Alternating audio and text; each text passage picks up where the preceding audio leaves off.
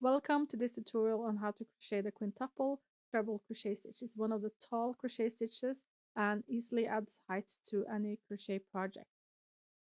To start, chain 8 stitches for the turning chain, and this is to get to the height of the crochet stitch when you start crocheting any row or round. Make sure you count that you have 8 stitches before you start your stitch. Then yarn over 6 times. And here it's also a great idea to count and make sure you have 6 before you start. And then insert the crochet hook into the stitch and pull up a loop. Then yarn over and go through 2. Yarn over and go through 2. Yarn over and go through 2. And repeat that, yarn over and go through 2.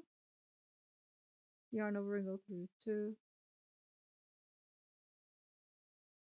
Yarn over and go through 2, and one final time yarn over and go through 2. So you're repeating the yarn over and go through 2 until you have 1 loop left on your crochet hook, and this is how 1 crochet stitch left. Then yarn over 6 times, do another one, then insert the crochet hook into the stitch and pull up a loop, and yarn over and go through 2 until you have 1 loop left on your crochet hook.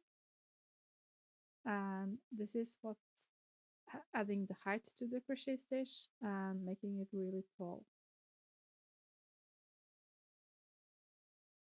And then we have finished the second stitch, and let's do another one. Yarn over 6 times, do another stitch and insert a crochet hook into the next stitch and pull up a loop, then yarn over and go through 2, yarn over and go through 2, and yarn over and go through 2, and repeat that until you have finished the stitch. And this is how you're finishing this really tall stitch. And this is how 3 stitches looks. Thank you so much for watching this quick Joe motion crochet tutorial, and have a nice day.